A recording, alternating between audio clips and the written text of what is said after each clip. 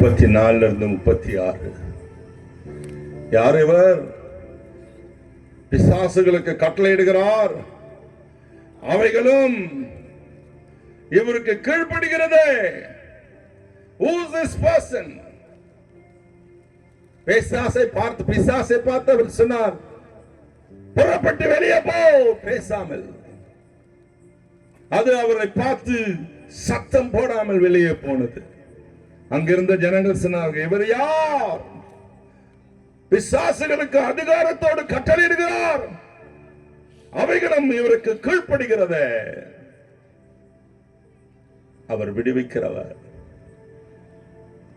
சாபத்திலிருந்து மாத்திரமல்ல, பேய் பிடியிலிருந்து, பேய் பிசாசுகளிலிருந்து, மந்திர கட்டுகளிலிருந்து. நான் வரும்போது ஜெபம் பண்ணிட்டு இருந்தேன். இங்க ஒருத்தர் மந்திரவாதத்தினால் கட்டப்பட்டிருக்கீங்க. உனக்கு விரோதமாய் மந்திர கட்டு இருக்கிறது. கர்த்தர் இன்றைக்கு உன்னை விடுதலை ஆக்குவார். நீ விசுவாசித்தால் தேவனுடைய மகிமையை காண்பாய்.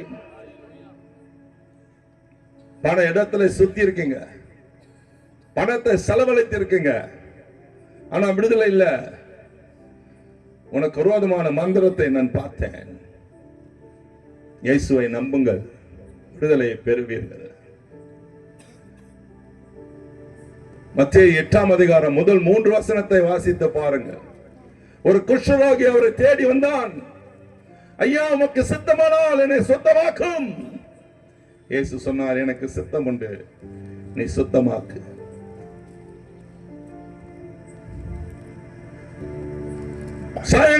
சாயங்காலமான போது பற்பல வியாதியினால் பிடிக்கப்பட்டவர்களை இயேசுவிடத்தில் கொண்டு வந்தார்கள். அவர்கள் எல்லாரையும் இயேசு சுகமாக்கினார், பேய்களை ஓட்டினார். அப்போஸ்தலர் 8ஆம் அதிகாரம் 15, 16, 17. பேதுரு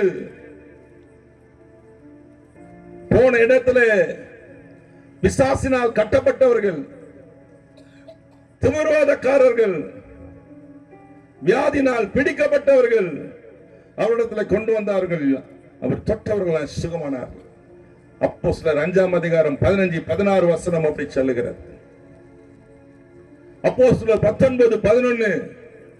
பவுலுடைய சரீரத்தில் இருக்கிற ஊர்மால்களை, கைக்குட்டைகளை, மேலங்கிகளை கொண்டு போய் போட்டார்கள்.